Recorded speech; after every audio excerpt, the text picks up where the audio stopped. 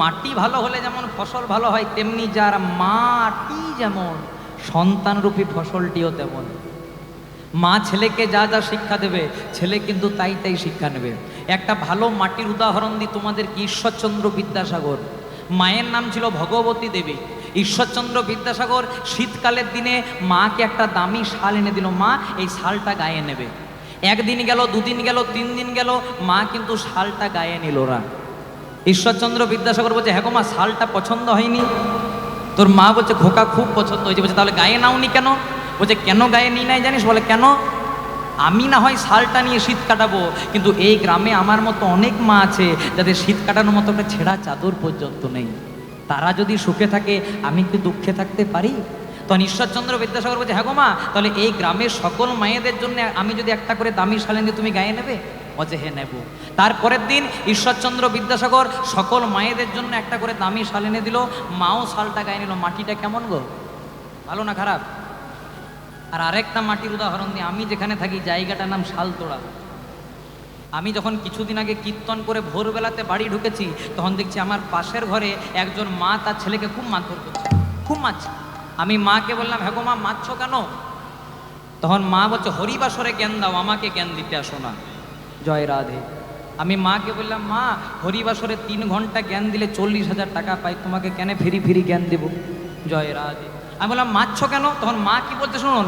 মা বলছে, ছেলেটা আমার লুচি আলুর দম খেতে ভালোবাসে। সেটা ভালো জিনিস। বলছে, শোনো, ছেলেটা আমার লুচি আলুর দম খেতে ভালোবাসে। বাড়িতে যখন লুচি আলুর দম করে দিই, একটা লুচি আর এইটুকুন আলুর দম খায়। আর স্কুলে যখন 6টা লুচি এতটা আলুর দম দিই, পুরোটাই চেটে পুটে পরিষ্কার করে দেয়। তা খোকাকে জিজ্ঞাসা করলাম, হ্যাঁ রে খোকা, বাড়িতে একটা আর স্কুলে 6টা কি করে? তখন ছেলেটা বলছে, মা, আমি বাড়িতেও একটা খাই আর স্কুলেও একটা খাই, আমার কি পেটটা বেড়ে যায়? তাহলে যে শেষ হয় কি করে? বলছি, স্কুলে কয়েকটা আমার বন্ধু আছে, একটা অনিমেষকে দিই, একটা অতনুকে দিই, একটা দিলীপকে দিই। যেই না বলেছে মা, তখন কোমরের কাপড়টাকে বেঁধে পড়বে, যে এই জন্য সকালবেলায় টিফিন করি, একা খাবি। আমার মনে হয় মা সমুদ্র মন্থনও এত বড় বিষ উঠে নাই। এই যে ছেলেটাকে বলে দিল একা খাবি, এবার মনে করুন ছেলেটা পদ্মজালা থেকে বারুইপুরে ফ্ল্যাট নিয়ে একাই আছে। মা বলছে, হ্যাঁ রে খোকা, আমি যে তোর মা, আমাকেও নিয়ে চল। তখন ছেলেটা বলবে, মা, তুমিই তো ছোটবেলায় শিখিয়েছিলে একা খাবি, একা খাবি, একা খাবি। মাটিটা কেমন? ভালো মাটি, ছেলেকে সবসময় ভালো শিক্ষা দেবে। তাহলে আর তেমন তার ছেলে সকাল থেকে শুধু কৃষ্ণ কৃষ্ণ কৃষ্ণ কৃষ্ণ কৃষ্ণ বলে। কিন্তু কথায় আছে, ভগবান বলে, যে করে আমার আশ, প্রথমে করি তার সর্বনাশ। তথাপি যে ছাড়ে না আমার পাশ, আমি হই তার জনমা জনমের দাসানুদাস। ভক্তের জীবনে বিরহ দেওয়ার জন্য, ভক্তকে পরীক্ষা করার জন্য, এই জায়গাটা খুব মন দিয়ে শুনবেন, এটা লীলার মূল অংশ। যেই না জয়দেবের বয়স হলো মাত্র 4 বছর, হঠাৎ একদিন জয়দেবের মা বামা দেবী মারা গেলেন। এই সংসারে এমন কারো না করুক মা। বাবা মা ছোট, বাবা মা জীবিত থাকা অবস্থায় কোনো ছেলে বা মেয়ে যদি বাবা মাকে ছেড়ে চলে যায়, তাদের জীবনটা ভালোভাবে গঠনই হয় না। একজন ছেলে বা মেয়ে ছোট থাকা অবস্থায় যদি বাবা মা মারা যায়, তাদের প্রাথমিক ধাপটা প্রথমভাবে গঠনই হয় না মা। একজন পিতামাতা তার সন্তান বা সন্ততিকে কেন মানুষ করে জানো মা? শেষ বয়সে খাওয়া মাখা পরার জন্য নয়, আর দুর্গা পূজার দিনে একটা দামি শাড়ি পাওয়ার জন্য নয়। বাবা মা যখন বৃদ্ধ হয়ে যায়, যখন তাদের আর আপন বলতে কেউ থাকে না, তখন দিনের শেষে কোনো ছেলে বা মেয়ে যদি একবার বাবাকে বাবা, মাকে মা বলে না ডাকে, তাদের ভেতরে দাউ দাউ করে আগুন জ্বলতে থাকে মা। এই জগতে সবচেয়ে বড় যদি কোনো শোক হয়, তার নাম হচ্ছে পুত্র শোক। বাবা মা কষ্ট করে একটা ছেলে মেয়েকে মানুষ করে, সেই ছেলে মেয়েটা যখন বাবা মাকে ছেড়ে চিরতরে চলে যায় বা মারা যায়, সেই জিনিসটা বোঝানো যায় না মা। এখান থেকে একটা দামি প্রসঙ্গ মনে পড়ে গেল, আপনাদেরকে বলে যায়। এক বাবা মা, তাদের 2টো ছেলে। বাবা মায়ের অনেক অভাব, ভালো খেতে পাই না, মাখতে পাই না, পরতে পাই না, কিন্তু ছেলেগুলোকে আজকে অভাব বুঝতে না দিয়ে মানুষের মতো মানুষ করেছে। ছেলেগুলো এখন অনেক বড় হয়ে গেছে। ছেলেগুলো এখন বড় বড় কোম্পানিতে চাকরি করে আর আমেরিকাতে ফ্ল্যাট নিয়ে ভাড়া আছে। বাবা মা প্রত্যেক দিন ফোন করে, খোকা রে আর কতদিনই বা বাঁচবো বল, বেশি দিন তো বাঁচবো না, আমাদের বড় ইচ্ছা রে মারা যাওয়ার আগে অন্তত এই শেষের দিনে তোদের দু ভাই ছাড়া তো আর আপন বলতে কেউ নেই, অন্তত একবার করে আসবি, এই অভাগা মাটাকে মা, অভাগা বাবাটাকে বাবা বলবি, কিছুদিন থাকবি চলে যাবি, চিন্তা নেই, বেশি দিন আটকাবো না। ছেলেগুলো বলে বাবা মা এখন আমাদের কোম্পানির অনেক চাপ, এর পরের মাসে যাব, তারপরের মাসে যাব, তারপরের মাসে যাব, এই করতে করতে ছেলেগুলো এলো না মা। কিন্তু মায়ের একদিন দুরারোগ্য ব্যাধি হয়ে গেল। যখন মা বাবার হাতটাকে ধরে গেছে হসপিটালে ডাক্তার দেখাতে, ডাক্তার দেখে পরে বলছে শুনুন না, আপনার স্ত্রী আর বেশি দিন বাঁচবে না, যতদিন বাঁচবে অন্তত বাড়ি নিয়ে যান, আর মারা যাওয়ার আগে যত কাছের মানুষ আছে শেষের দেখাটা একবার দেখিয়ে দিন। মা যখন জানতে পেরে গেল আমি আর বেশি দিন বাঁচবো না, তখন বাবার হাত থেকে ধরে পড়ে বলছে স্বামী গো আর তো বেশি দিন বাঁচবো না, আমার কাউকে দরকার নাই, অন্তত শেষের দিনে যে ছেলেগুলোকে 10 মাস 10 দিন গর্ভে রেখেছিলাম একবার এনে দাও না গো, শেষের দেখাটা দেখে যেন শান্তিতে মরতে পারি সেই ব্যবস্থাটা করে দাও। একজন মা মৃত্যু যন্ত্রণার পরেও যদি কোনো যন্ত্রণা থাকে মায়েরা, সেটা হলো গর্ভধারণের যন্ত্রণা। আমাদের হাতে যদি একটা ফোড়া হয়, ফুসকুড়ি হয়, কত কষ্ট হয় না মায়েরা? কিন্তু একজন মা 10 মাস 10 দিন একটা সন্তানকে গর্ভে রাখে, তার চেয়ে কষ্টের আর কিছু হয় না গো। তাই মা বলছে স্বামী আর তো বেশি দিন বাঁচবো না, তাই কাউকে টাকার দরকার নাই, অন্তত শেষের দিনে যে ছেলেগুলোকে জন্ম দিয়েছিলাম 10 মাস 10 দিন গর্ভে রেখেছিলাম, অন্তত ওই দুটো ছেলেকে ডেকে দাও, যেন মারা যাওয়ার আগে অন্তত শেষবারের মতো শেষের দেখাটা দেখে যেতে পারি। এবার বাবা ছেলেগুলোকে ফোন করেছে, খোকা রে তোদের মার বেশি দিন বাঁচবে না রে, তোদের মায়ের বড় ইচ্ছা রে মারা যাওয়ার আগে অন্তত তোদের দু ভাইয়ের মুখটা দেখে যেন শান্তিতে মরতে পারে, একবার আইনা রে খোকা, বেশি দিন আটকাবো না, মাটাকে মা বলবি, বাবাটাকে বাবা বলবি, বেশি দিন আটকাবো না, চলে যাবে। ছেলেগুলো বললো বাবা আজ যাব, কাল যাব, পরশু যাব, এই করতে করতে ছেলেগুলো এলো না মা। কিন্তু সকালবেলায় একদিন মাটা মারা গেল। মা যখন মারা গেল বাবা ছেলেগুলোকে ফোন করেছে, খোকা রে তোদের মা আর নাই, মা বেঁচে থাকতে থাকতে তো এলি না, অন্তত মাটা মারা গেছে, এবার আয়, চিন্তা নেই, বেশি দিন আটকাবো না, শেষের বারে অন্তত মায়ের মুখে আগুন দিবি, একবার শেষের দেখাটা দেখবি, শ্রাদ্ধ বাসি শ্রাদ্ধ পার করবি, তারপর চলে যাবি দু ভাই, বেশি দিন আটকাবো না। ছেলেগুলো বলছে বাবা মা যখন মারা গেছে তখন যেতেই হবে, কিন্তু আমরা তো আমেরিকাতে থাকি, ভারতে যেতে গেলে মিনিমাম 3 দিন সময় লাগবে, ততদিনে যেন মায়ের দেহটা গলে না যায়, পচে না যায়, মায়ের দেহটাকে একটু প্রিজার্ভ করার ব্যবস্থা করো, মানে বরফে রাখার ব্যবস্থা করো। ডাক্তারি পরামর্শ নিয়ে মায়ের দেহটাকে প্রিজার্ভ মানে বরফের মধ্যে রেখেছে মা। যেই না 3 দিন পেরিয়ে গেছে, বড় ছেলেটা একটা বড় ব্যাগ নিয়ে বাড়ি ঢুকেছে। বাবা আর থাকতে পারে?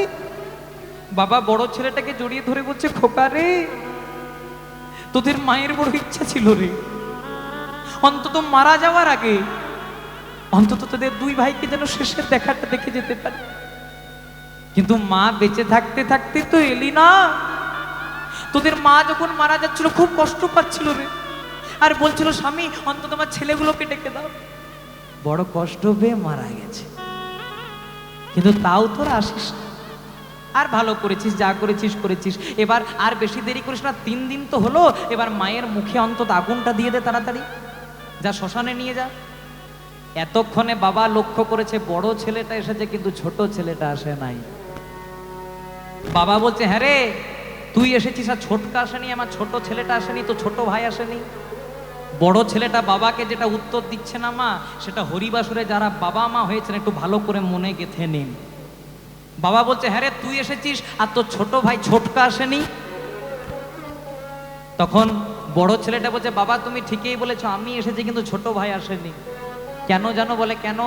আমরা তো একই কোম্পানিতে দুই ভাই চাকরি করি, তাই দুই ভাইকে একসঙ্গে ছুটি দিল না, তাই ছোট ভাই বলে পাঠিয়েছে আজকে মা মারা গেছে তুই যা, আর যেদিন বাবা মারা যাবে সেদিন আমি যাব।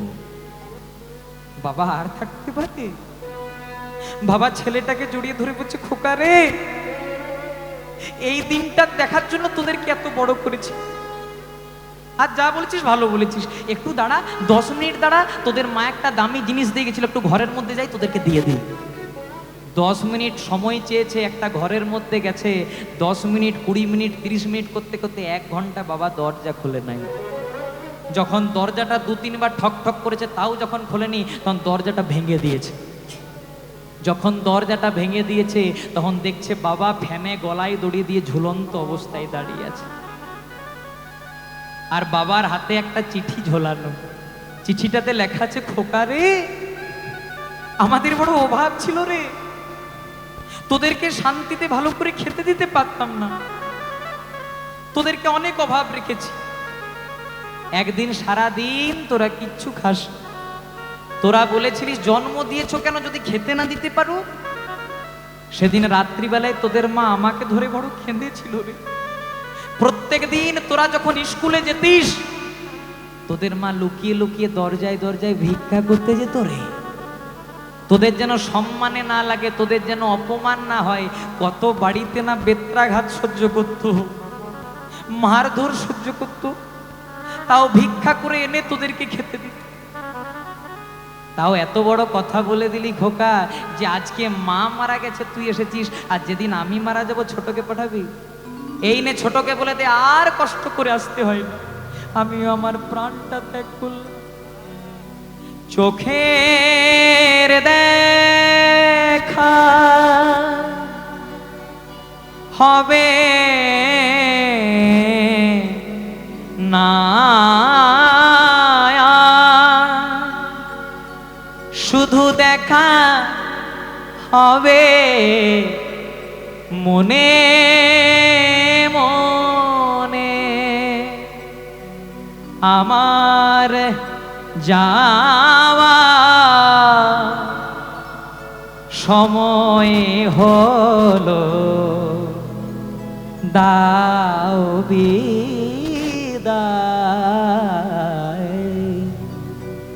মুছো আখি দুয়ার খোলো, দাও বিদায়।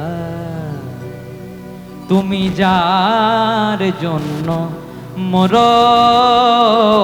ভেবে, বলো বলো সে কি তোমার সঙ্গে যাবে। যার জন্য মাথার ঘাম পায়ে ফেলছেন সেই ছেলেটা একদিন আপনার মুখে আগুন দেবে, তারপর আপনি যখন মারা যাবেন পথে একটা কাঁটা দিয়ে পরে বলবে তোমার ওই পথ আমার এই পথ। তুমি যার জন্য মোর ভেবে, বলো বলো সে কি তোমার সঙ্গে যাবে। সে প্রেয়সী দেবে ছড়া, সংসারে অমঙ্গল হবে ভেবে। যেদিন আপনি মারা যাবেন আপনার কুলের কুলবধূ আপনার স্ত্রী ঘরে গোবর জল ছিটা দেবে যেন অমঙ্গল না হয়। তাই মহাজন কি বলছে, বলে ভেবে দেখ মন কেউ কারো নয়, মিছে ভ্রমর ভ্রমণ্ডলে। ভেবে দেখ মন কেউ কারো নয়, শুধু মিছেই ভ্রম ভ্রমণ্ডলে। আজ মরলে কাল দুদিন হবে, কেন পড়ে আছো এই মায়ার জালে। আজ মরলে কাল দুদিন হবে, কেন পড়ে আছো মায়ার জলে। ভেবে দেখ মন কেউ কারো নয়, মিছে ভ্রম ভূমণ্ডলে। ওরে ভেবে দেখ মন কেউ কারো নয়, শুধু মিছেই ভ্রম তাই ভুলো না দক্ষিণা কালী এবার মত্ত হয়ে মায়ার জাল। তুমি ভুলো না দক্ষিণা কালে মত্ত হয়ে মায়ার তো সবাই মিলে দুটি বাহু তুলে গাইবো, হরে কৃষ্ণ কৃষ্ণ কৃষ্ণ কৃষ্ণ হরে হরে হরে রাম রাম রাম হরে হরে। সবাই হরে কৃষ্ণ কৃষ্ণ কৃষ্ণ কৃষ্ণ হরে হরে হরে রাম রাম রাম হরে হরে। হরি বল নিতাই গৌর হরি বল নিতাই গৌর হরি বল। হরি বল গৌর হরি বল হরি বল নিতাই গৌর হরি বল। হরি বল নিতাই গৌর হরি বল নিতাই গৌর হরি বল। হরি বল নিতাই গৌর হরি বল নিতাই গৌর হরি বল। তাই জয়দেবের মা মারা গেল 4 বছর বয়সে। জয়দেব গোস্বামী মায়ের মুখে আগুন দিলেন। 4 বছর বয়সে মা মারা গেল, কিন্তু ছেলেটার বয়স যেই না হলো মাত্র 6 বছর। পিতা ভোজদেব গোস্বামী ছেলেটাকে একটা পাঠশালায় ভর্তি করে দিলেন। পাঠশালাটার নাম হলো জামদহ গ্রামের পাঠশালা। এখনো যদি কেউ জয়দেব মেলা যান মা, যদি জয়দেব মেলা যান, দেখবেন জয়দেব থেকে 7 কিলোমিটার দূরে এখনো পর্যন্ত এই জামদহ গ্রামের পাঠশালাটি আছে। কিন্তু এখন আর পাঠশালা নেই, ওটা জয়দেবের স্মৃতির উদ্দেশ্যে রাখা হয়ে আছে। তাই ওই পাঠশালাতে জয়দেব প্রত্যেক দিন যায়, হাঁটু পর্যন্ত ধুতি, একটি নামাবলী। আর বাবা করে কি, ওই নামাবলীর মধ্যে একটু চিড়ে মুড়ি বেঁধে দেয়, খোকা ওই বনের পথে যেতে যেতে তোর যদি কোনোদিনও খিদে পায় তাহলে এই চিড়ে মুড়িটা খুলে খাবে। 1 দিন 2 দিন 3 দিন গেছে, 4 দিনের দিন আজকে জয়দেব বাড়ি এসে পড়ে বলছে, ও বাবা কাল থেকে আমি আর পাঠশালাতে যাব না। বলে কেন যাবি না? বলে আমি তোমার এইটুকুন ছেলে 6 বছরের, আমি পাঠশালাতে যাই একাই, আমার বুঝি ভয় করে না? বাবা মনে মনে চিন্তা করছে, ছেলেটা তো ঠিকই বলেছে, ভয় তো পেতেই পারে। তাই ছেলেটাকে বলছে, ও খোকা, একটু ছলনা করে বলছে, ও খোকা আমার তো তোকে বলাই হয়নি, ওই পাঠশালা যেতে যেতে তোর যদি কোনোদিনও ভয় করে রে, ওই বনের মধ্যে তোর একজন বন্ধু আছে। বলে বন্ধু আছে? বলে হ্যাঁ বন্ধু আছে। বন্ধুর কি নাম? বলো বন্ধুর নাম হলো মধুসূদন। বাবা বলেও দিয়েছে আর ছেলে বিশ্বাসও করে নিয়েছে। কথায় আছে, বিশ্বাসে মিলাই বস্তু তর্কে বহুদূর। তাই আজকে জয়দেব গোস্বামী মনে মনে চিন্তা করছে, দেখি কেমন বন্ধু আছে। সেই মনে মনে চিন্তা করে জয়দেব পাঠশালার যাওয়ার আগেই বনের মাঝে ডাকতে শুরু করেছে, মধুসূদন।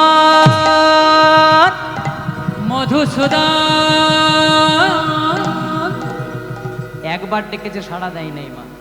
মনে মনে চিন্তা করছে, তাহলে আরেকবার ডেকে, এইদিকে নেই বলে এইদিকে আছে, মধুসূদন।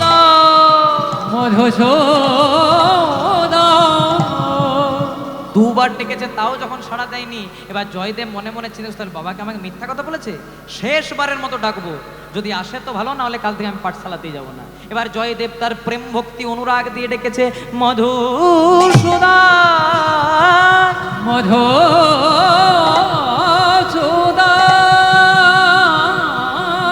প্রাণের বন্ধা মধুসূদন, প্রাণের বান্ধবে মধুসূদন, দেখা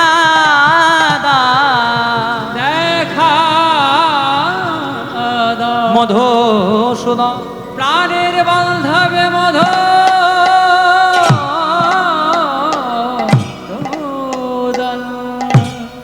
জয় রাধে। টাকা পয়সা দিলে ভালোই লাগে, খারাপ লাগে না। জয় রাধে। অমৃতে কারো অরুচি নেই, আর আমার তো নাই। জয় রাধে। ওই অমৃতের জন্যই বাঁকুড়া থেকে আপনাদের এখানে ছুটে এসেছি। কিন্তু দয়া করে যারা আমাকে অর্থ দান করলেন তাদের আমি মঙ্গল কামনা করি, কিন্তু যতক্ষণ হরিবাসরে থাকবো কেউ টাকা পয়সা দেবেন না। কেন? কারণ এতে ভাবের বিচ্যুতি হয়। আর যদি একান্তই টাকা পয়সা দেওয়ার ইচ্ছা থাকে, কীর্তনের শেষে আমি আঁচল পেতে দাঁড়াবো, 1 কোটি 2 কোটি যে যত দিতে পারেন, বড় গাড়ি এনেছি নিয়ে চলে যাব।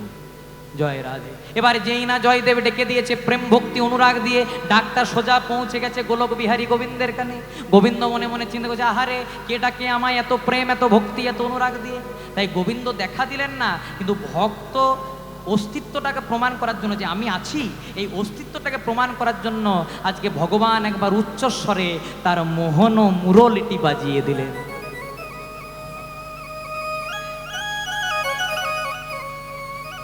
যেই না বাঁশিটি বাজিয়েছে মা, জয়দেবের বয়স কত বলেছিলাম গো? 6 বছর। ভালো করে বর্ণ পরিচয় হয় নাই, ওই বাঁশির সুরটাকে শুনে জয়দেব গোস্বামী গীত গোবিন্দের প্রথম শ্লোক লিখছে, মধুরম মধুরম মধুরতি মধুরম অপরূপ মুরলিনী নাদ। মধুরাগে মধুরাগে মধুরতে মধুরম অপরূপ মুরলিনী নাদ। বলে মধুরঙ্গে মধুরঙ্গে মধুরতি মধুরং অপরূপ মুরলিনী নাদ। মধুরাগে মধুরাগে মধুরতে মধুরম অপরূপ মুরলিনী নাদ। অপরূপ মুরলিনী নাদ, অপরূপ মুরলিনী নাদ। ও গো অপরূপ মুরলিনী নাদ, অপরূপ মুরলিনী নাদ, অপরূপ মুরলিনী নাদ, অপরূপ মুরলিনী নাদ। জয়দেবের ভালো করে বর্ণ পরিচয় হয় নাই, অওয়া কখ শিখে নাই, সেই জয়দেব বাঁশি সুরটাকে শুনে গীত গোবিন্দের প্রথম শ্লোক লিখছে। মায়েরা উলুধ্বনি, বাবারা হরিধ্বনি করবেন, মধুরাম মধুরাম মধুরাগে মধুর মধুরতি মধুরা মধুরতি মধুর অপরূপ মুরলি নাদ।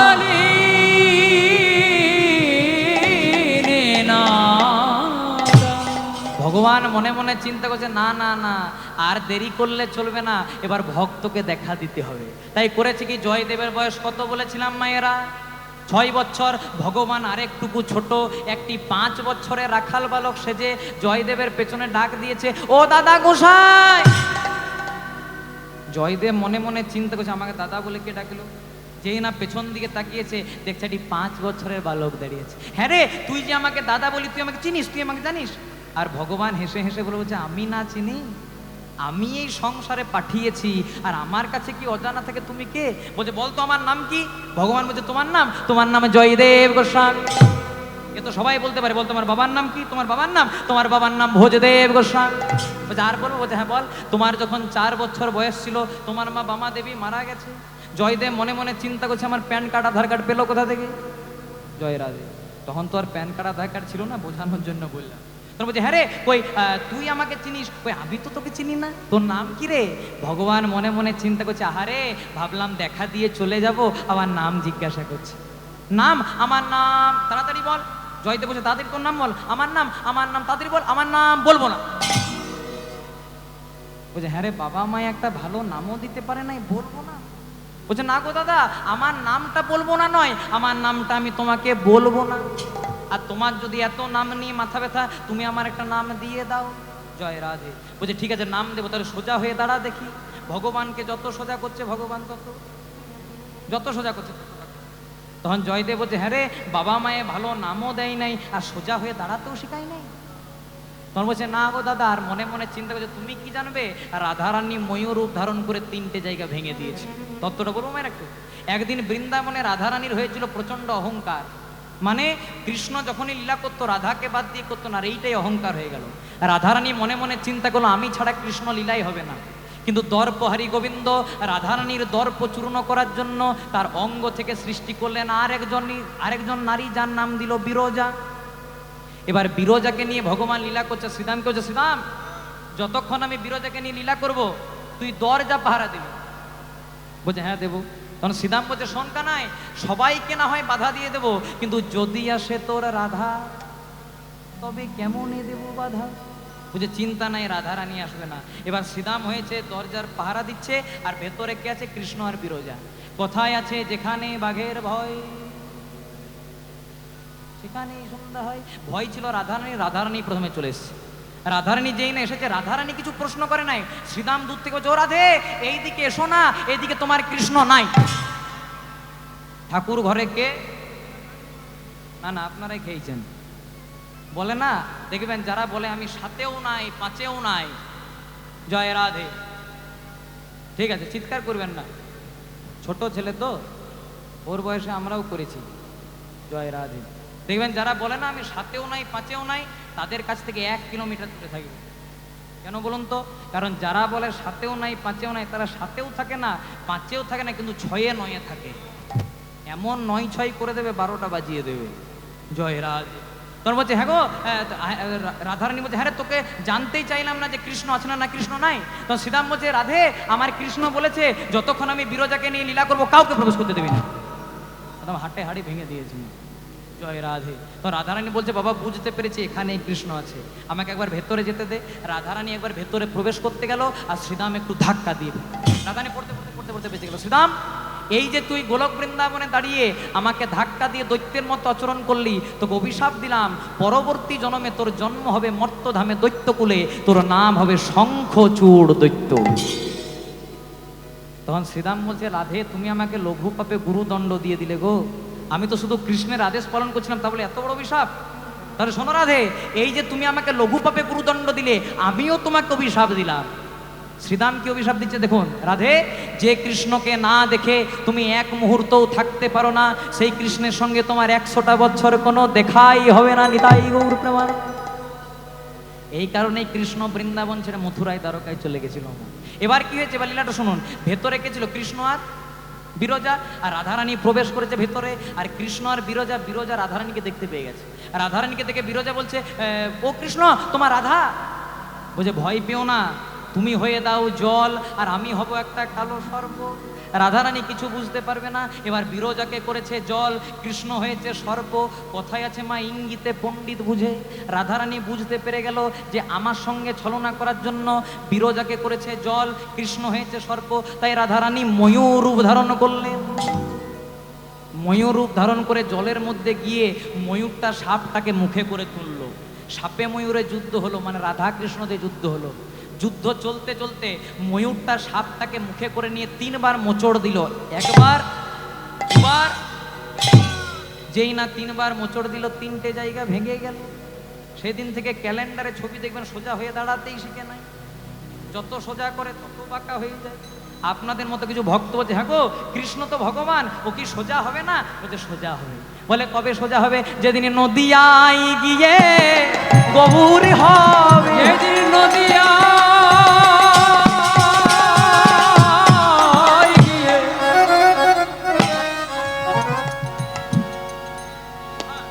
ও গো হবে। বলছে যেদিন নদিয়ায় গিয়ে গৌর হবে।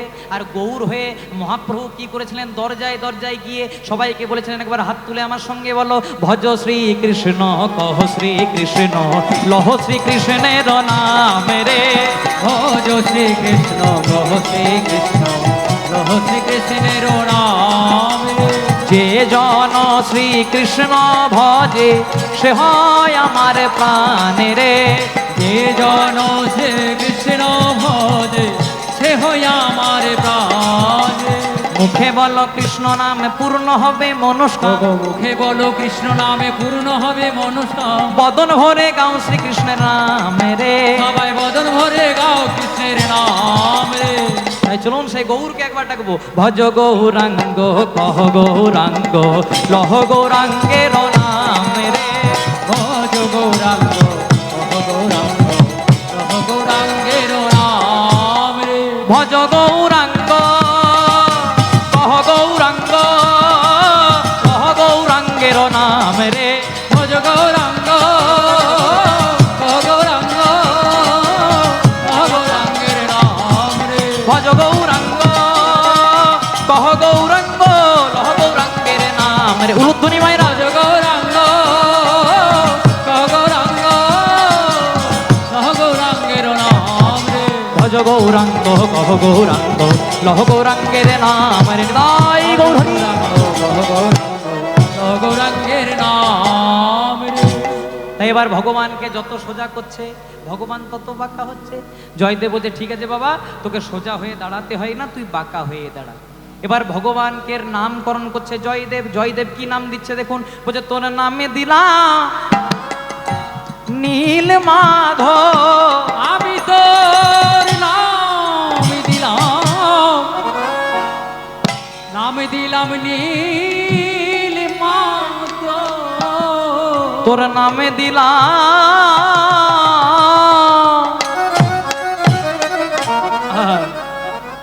নামে দিলাম নীল মাধব। আমি তোর নাম দিলাম ওরে নীল মাধব। তখন জয়দেবকে ভগবান বলছে, হ্যাঁ গো দাদা, এত বড় নামে ডাকতে পারবে? বলছে, নাম দিয়েছি নীলমাধব, কিন্তু মাধু বলে ডাকবো তোরে। তোর নাম দিলাম নীল মাধব, বলে মাধু বলে ডাকবো তোরে। তোর নাম দিলাম নীল মাধব, মধু বলে ডাকব তোরে। তোর নাম দিলাম নীল মাধব, বলে মাধু বলে ডাকবো তোরে। বাজাও। নাম দিলাম নীল মাধব। মধু বলে ডাকব তোরে। তোরে অন্য নামে ডাকবো না রে, মধু বলে ডাকব তোরে। তোকে অন্য নামে ডাকবো না রে। মধু বলে ডাকব তাই তোরে। তো নাম দিলাম নীল মাধব, মধু বলে ডাকব তোরে। তোর নাম দিলাম নীল মাধব। মধু বলে ডাকব তোরে। আমি অন্য নামে ডাকবো না রে। বলে মাধু বলে ডাকবো তোরে। তোর নাম দিলাম নীল মাধব, মধু বলে ডাকব তোরে। তোর নাম দিলাম নীল মাধব। মধু বলে ডাকব তোরে। তোর নাম দিলাম নীল মাধব, মধু বলে ডাকব তোরে। নাম দিলাম নীল মাধব। মধু বলে ডাকব তোরে। তোর নাম দিলাম নীল মাধব, মধু বলে ডাকব তোরে। আমি দিলাম নীল মাধব। মধু বলে ডাকব তোরে। তোর নাই গৌর হরি বল নীল মাধব, মধু বলে ডাকব তোরে। নাম দিলাম নীল মাধব। মধু বলে ডাকব তোরে। তোর নাম দিলাম নীল মাধব। বলে মাধু বলে ডাকবো তোরে। তোর নাম দিলাম নীল মাধব।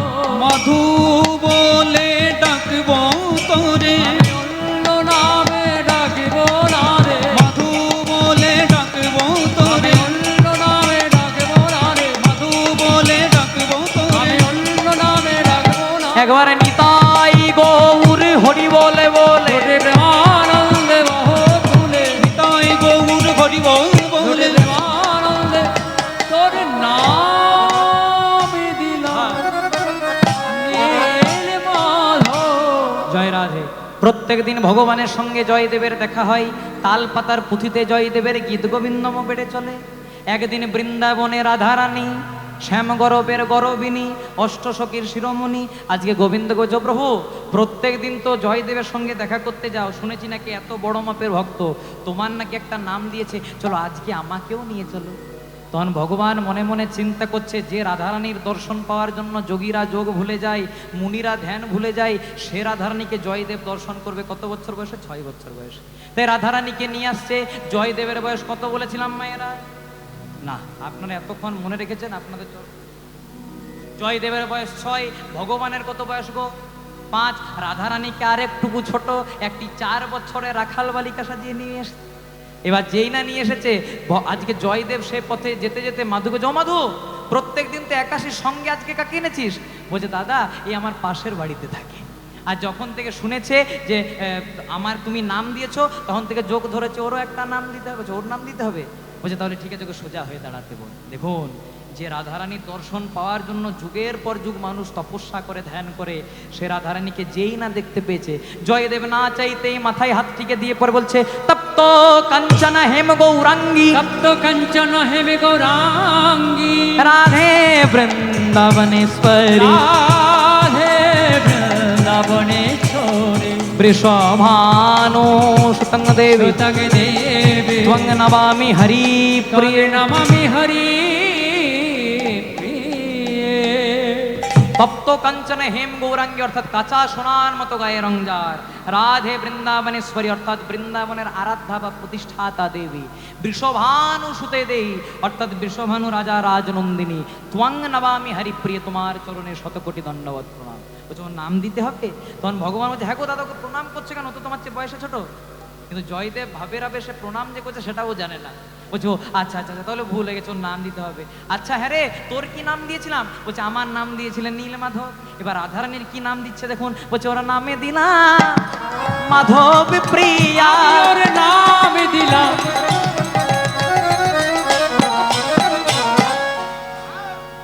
ওর নাম দিলাম মাধবী প্রিয়া। বলছে হ্যাঁ রে মাধব, আসতে নামটা পছন্দ হয়েছে? আর ভগবান মনে মনে চিন্তা করছে না পছন্দ হয়, আমার নাম দিয়েছে নীলমাধব আর রাধা নানির নাম দিয়েছে মাধব প্রিয়া। ও যে জন্মে জন্মে মাধবের প্রিয়া, হরি বল। নামে মাধবী প্রিয়া, ও যে জন্মে জন্মে মাধবের প্রিয়া, ওর নাম দিলাম মাধবী প্রিয়া। ভগবান নামকরণ করেছে, ভগবানের নাম নীলমাধব, রাধারানীর নাম মাধব প্রিয়া। এইভাবে ভগবানের সঙ্গে প্রত্যেক দিন দেখা হয়। তালপাতার পুঁথিতে জয়দেবের গীত গোবিন্দম বলে চলে। দেখতে দেখতে জয়দেবের বয়স হলো 11 বছর। জয়দেব মস্ত বড় পণ্ডিত হয়ে গেল, চতুর্দিকে খবর চলে গেল জয়দেবের মতো অদ্বিতীয় পণ্ডিত দেখা যায় না। কিন্তু যেই না জয়দেবের বয়স হলো 16 বছর, জয়দেব কৃষ্ণ নামের ভাব সাগরে তলিয়ে গেল। ইহ জগতের ভাষায় যারা কৃষ্ণ নামের ভাব সাগরে তলিয়ে যায় তাদেরকে আমরা পাগল বলি মা। সংসারে অনেক রকমের পাগল পাওয়া যায়। কেমন কেমন বলে, কেউ বা পাগল বিষয় লালসে, আবার কেউ বা পাগল টাকারি আসে। সংসারে কেউ বা পাগল বিষয় লালসে, আবার কেউ বা পাগল টাকারে আসে। জয় রাধে। বলছে কেউ বা পাগল বিষয় লালসে। বিষয় বাসনার পাগলটা কেমন? এই যে আমার সঙ্গে হারমোনিয়াম বাজাচ্ছে, এটা হচ্ছে আমার বাবার পিসির ছেলে, আমার জেঠু হয়। এই জেঠু বলছে শোন, তোর বাবা যা করেছে করেছে, তোকে একটা দামি গাড়ি কিনতে হবে, তবে তো বলবে তুই বড় গায়ক। জয় রাধে। এটা হচ্ছে বিষয় বাসনার পাগল। আর কেউ বা পাগল টাকারই আসে। এই যে আমার সঙ্গে বাম দিকে শ্রীফল বাজাচ্ছে, এটা আমার ভাই। এ আমাকে বলছে শোন, এতদিন যা করেছিস করেছিস, এখন কিন্তু 40,000 টাকার 1 টাকা কমে কীর্তন করবি না, তবে তো বলবে তুই বড় গায়ক। সত্যি মা, এখন যার যত রেট বেশি সে তত বড় গায়ক। মনে করুন আপনাদের এই পদ্মজালাতে কেউ যদি ভালো ডাক্তার হয়, তার যদি 20 টাকা ভিজিট হয়, মনে মনে চিন্তা করবে বোধহয় ভালো দেখতে জানে না তাই 20 টাকা ভিজিট। আর কেউ কিছু জানে না, তার যদি 600 টাকা ভিজিট হয়, লাইন লেগে যাবে। জয় রাধে। তাই এটা হচ্ছে এখনকার দিনে বাস্তব নিয়ম। বলছে কেউ বা পাগল বিষয় লালসে, আবার কেউ বা পাগল টাকারে আসে। আর জয়দেব কিসের পাগল মা? জয়দেব বিষয় বাসনার পাগল নয়, টাকার পয়সার পাগল নয়। জয়দেব কিসের পাগল? যে পাগল হওয়ার জন্য আজকে তোমরা হরিবাসরে বসেছো। বলে জয়দেব হরি নামের পাগল।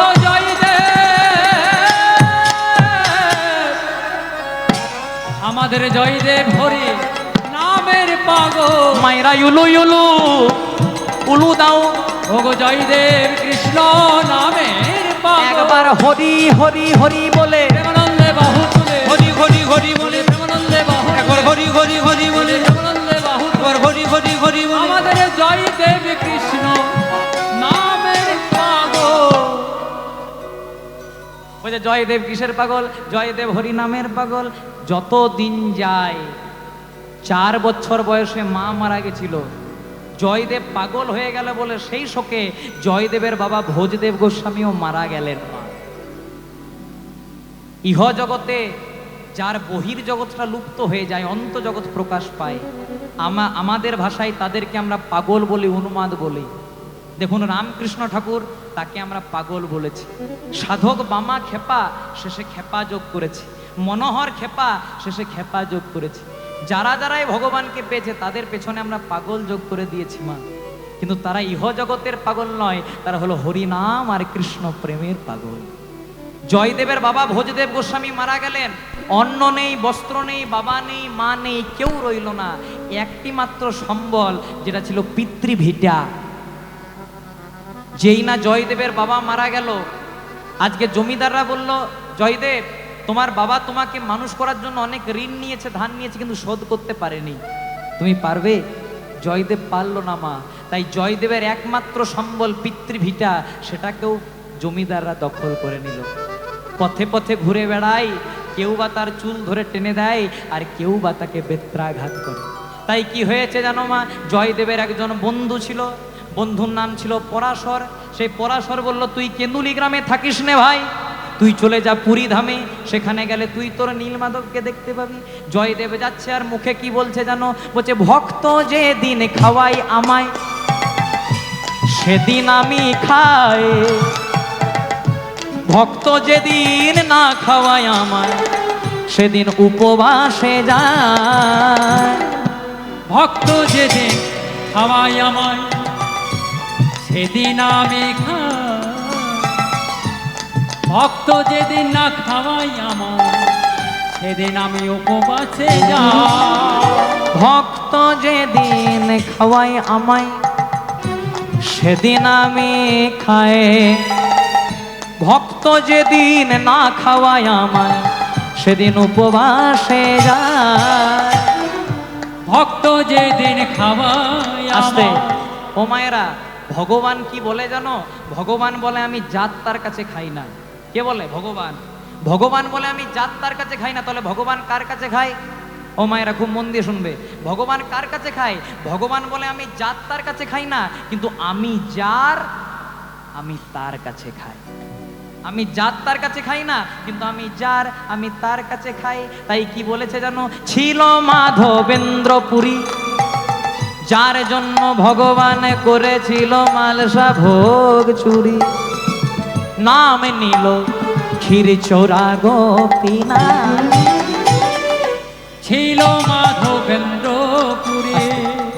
ও মায়েরা, কারা কারা তোমরা একাদশী করো? একবার হাত তোলো তো। বাহ, বেশ অনেকজনে একাদশী করেন। যারা একাদশী করেন তারা খুব ভালো, আর যারা করতে পারেন না, আমি আপনাদেরকে হাত জোর করে বলে যাই, যে সংসারে একাদশী ব্রত হয়, সেই সংসারে আর অন্য কিছু করার প্রয়োজন হয় না। একাদশী কটি? এক মাসে দুটি, তাহলে 12 মাসে 12 দুগুণে। যে বছর মল মাস হয় আরো দুটি বেড়ে 26টি। মহাজন বললেন, 24টা বা 26টি একাদশী করতে নাও পারো, অন্তত 4টি একাদশী করো। শয়ন উত্থান পাশ মোড়া, তাতে আবার ভীমে ছোড়া। মানে শয়ন একাদশী, উত্থান একাদশী, পার্শ্ব একাদশী, আর ভৈমী বা ভীম একাদশী। মহাজন বললেন, এগুলো যদি না করতে পারিস বাবা, তাহলে পাগলার 14 পাগলিরাট, ইহা বুঝে কাল কাট। পাগলার 14 মানে 13ই ফাল্গুন পেরিয়ে গেল, শিবরাত্রি, শিব চতুর্দশী। আচ্ছা বলো তো মায়েরা, পাগলা যদি শিব হয় তবে পাগলি কি হবে? হ্যাঁ, মা দুর্গা। পাগলা 14 মানে শিব চতুর্দশী, আর পাগলিরাট মানে দুর্গাষ্টমী। মহাজন বলেন, এগুলো যদি না করতে পারিস বাবা, তাহলে দুটো ছেলের জন্মদিন পালনে যেন না হয় ভিন। দুটো ছেলে কে কে? প্রথম ছেলে রাম, রামের জন্ম এই 23 তারিখে চৈত্র মাসে, রামনবমী। আর কৃষ্ণের জন্ম জন্মাষ্টমী। আর মহাজন বললেন, বাবা কিছুই যদি না করতে পারিস, তবে ভৈগার খালে ডুবে মরিস। জয় রাধে। কথাটা শুনতে কেমন লাগলেও ভগীরথের আহ্বানে গঙ্গা নেমে এসেছিল পৃথিবীতে। যদি ভক্তি ভরে গঙ্গাতে অবগাহন করতে পারে, গঙ্গা তো স্নান হয় না, অবগাহন যদি করতে পারেন, আমাদের মানব জনম ধন্য হয়ে যায়। জয় রাধে। তাই পদকর্তা মহাজন কলম নিচ্ছে, ভক্ত বড় শক্ত, পণ্ডিত রইল বসে, বৃক্ষের ফলটি বৃক্ষে রইল, শুধু বৃন্ত গেল খসে। ভক্ত বড় শক্ত। জয় রাধে। বৃন্দাবনে বাজছে রাত্রি 12টা। এই তত্ত্বটা খুব মন দিয়ে শুনুন মা, খুব দামি জায়গা। বৃন্দাবনে তখন বাজছে রাত্রি 12টা, পৌষ মাসের দিন। ও মায়েরা, পৌষ মাসের দিন ঠান্ডা থাকে না গরম থাকে? হ্যাঁ, ঠান্ডা। রাত্রি 12টার সময় পৌষ মাসের দিন ভগবান শ্রীকৃষ্ণ মাথায় কয়েকটা ইট নিয়ে আর পাথর নিয়ে ছুটে ছুটে যাচ্ছে। আর দেখা হয়েছে কার সঙ্গে? না, যিনি ঝালে ঝোলে অম্বলে সব জায়গাতেই থাকেন। কি নাম গো? এমন কোনো গ্রাম নাই যেখানে এক দুটি, না না আপনাদের গ্রামের কথা বলি নাই, খুব ভালো গ্রাম। বেকার একদিন কীর্তন করতে এসেছি, কেন আমার গাড়ি আটকায়। জয় রাধে। তা বৃন্দাবনে রাত্রি 12টা পৌষ মাসের দিন ভগবান শ্রীকৃষ্ণ মাথায় ইট পাথর নিয়ে ছুটে ছুটে যাচ্ছে, আর দেখা হয়ে গেছে নারদের সঙ্গে। নারদ বলছে, ও প্রভু, তোমার অনেক লীলা দেখেছি, কালীয় দমন দেখেছি, কংসবধ দেখেছি, কই এই লীলা তো দেখি নাই যে রাত্রি 12টার সময় ঠান্ডাতে মাথায় ইট পাথর নিয়ে ছুটে ছুটে যাচ্ছে। তখন ভগবান বলছে, নারদ, বৃন্দাবনে আমার একজন ভক্ত আছে গো, ভক্তের নাম মাধব দাস, 24 ঘন্টা আমার নামেই করে, ভক্তের ভালো ঘর নাই, তাই ভক্তকে বললাম, হ্যাঁ রে ভক্ত, আগে ভালো দেখে একটা ঘর কর, তারপর আমাকে ডাকবি। কিন্তু ভক্ত বলছে, প্রভু আমার তোমার নাম করতে করতেই সময় চলে যায়, ঘরটা করবো কখন?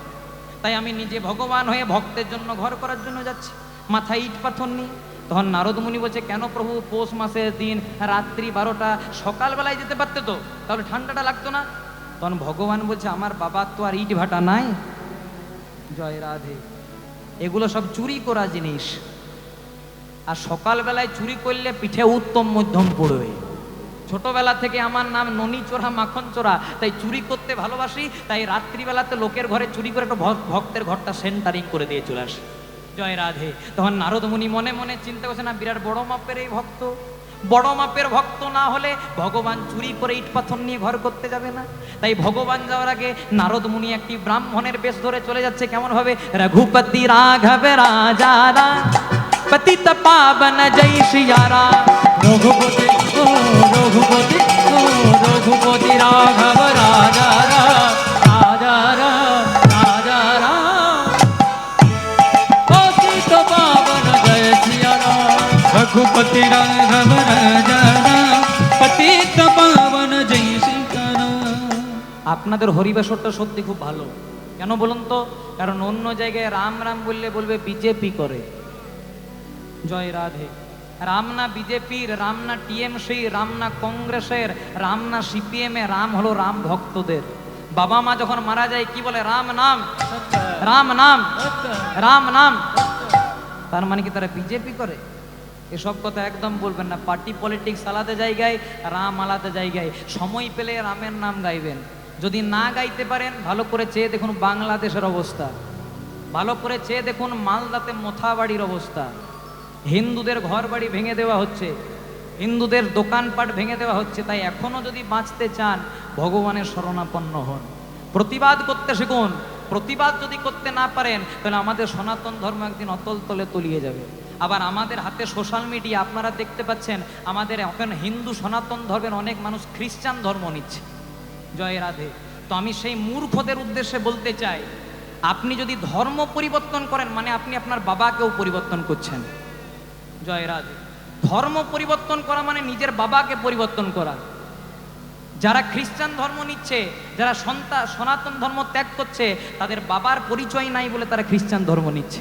জয় রাধে। সময় পেলে হরিনাম গাইবেন। মঙ্গল বল ভয় রাজা রাম, দশরথ নন্দন জয় সিয়া রাম। ও মঙ্গল বল ভয় রাজা রাম, দশরথ নন্দন জয় সিয়া রাম। बोलो राम राम, बोलो राम राम, बोलो राम राम राम, बोलो जय सिया राम, पतित पावन जय सिया राम। राम राम राम बोलो जय सिया राम, पतित पावन जय सिया राम। राम राम राम बोलो जय सिया राम, पतित पावन जय सिया राम। पतित पावन जय सिया राम, पतित पावन जय सिया राम। पतित पावन जय सिया राम, पतित पावन जय सिया राम। जय सिया राम, जय सिया राम। নিতাই গৌর প্রেমানন্দে হরি বল। এবার খুব মন দিয়ে শুনবেন। আজকে নারদ মুনি মনে মনে চিন্তা করছে, দেখতেই হবে ভক্তটা কেমন। কারণ যে ভক্তের জন্য ভগবান চুরি করে ইট পাথর নিয়ে ঘর করতে যায়, ভক্তটা কেমন। তাই আজকে ভগবান যাওয়ার আগে নারদ মুনি একটি ব্রাহ্মণের বেশ ধরে চলে গেছে। যখন গেছে মা, তখন দেখছো ওই ভক্ত মাধব দাস রাত্রি 12টার সময় উঠানে একটা কাটারি ধার করছে। জয় রাধে। মনে মনে চিন্তা করছে, ভুল ঠিকানাতে চলে এলাম নাকি? কারণ যদি ভক্ত হয় তাহলে কাটারি ধার করবে কেন? বলছে, হ্যাঁ গো তোমার নাম কি? বলে, আমার নাম মাধব দাস। না না, ঠিক জায়গাতে এসেছি। তা হ্যাঁ গো মাধব দাস, শুনলাম নাকি তুমি এত বড় মাপের ভক্ত, তাহলে রাত্রিবেলায় কাটারি ধার করছো কেন?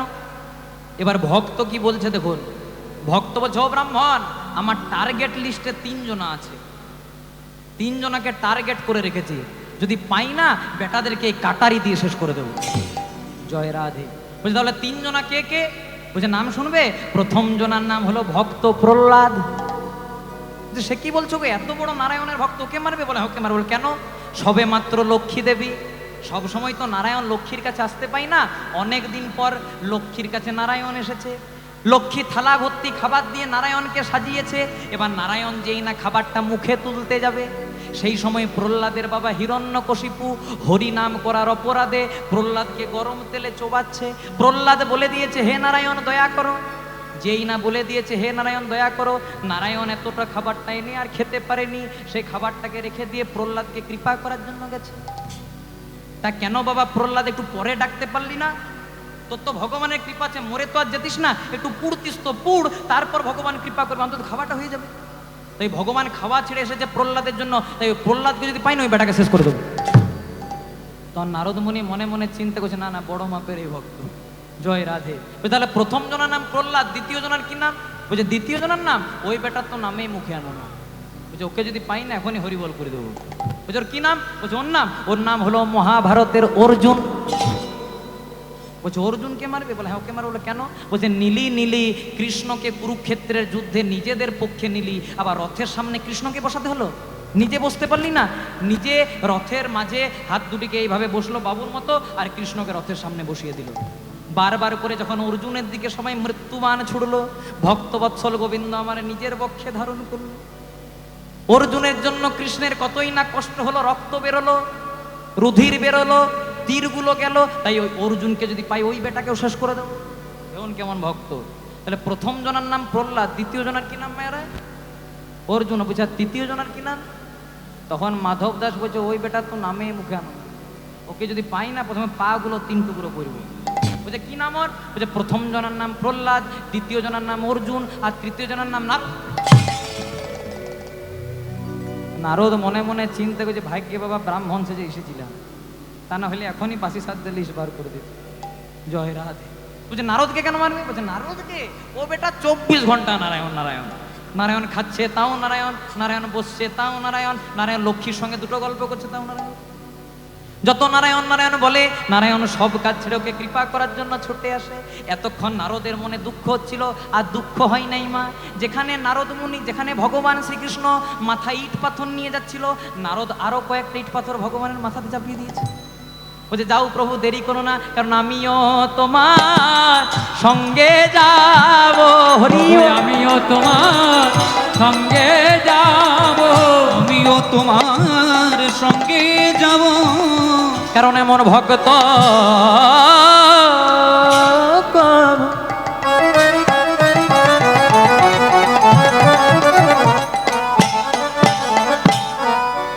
ভক্ত কভু দেখি নাই গো। আমিও তোমার সঙ্গে যাব। তাই জয়দেব যাচ্ছে কোথায় মা? পুরী ধামে। চলুন আমরা একটু কৃষ্ণানন্দে মেথে পুরী ধামে যাবো, সবাই মিলে একটু হাত দুটি তুলে হরে কৃষ্ণা হাতে তালি হবে তো? হাত একদম নামাবেন না। জয় রাধে। কৃষ্ণ কৃষ্ণ হরে হরে, হরে রাম ইউটিউবে দাদাদেরকে বলছে একটু ক্যামেরাটা আমার দিকে না ঘুরিয়ে ওই দিকে ঘুরিয়ে দিন, একটু দেখুক ভক্তদেরকে। সবাই ইউটিউবে একটু নিয়ে নিন। রাম রাম হরে হরে, হরে কৃষ্ণ কৃষ্ণ কৃষ্ণ হরে হরে, হরে রাম রাম রাম হরে হরে। হরে কৃষ্ণ কৃষ্ণ কৃষ্ণ হরে হরে, হরে রাম রাম রাম হরে হরে।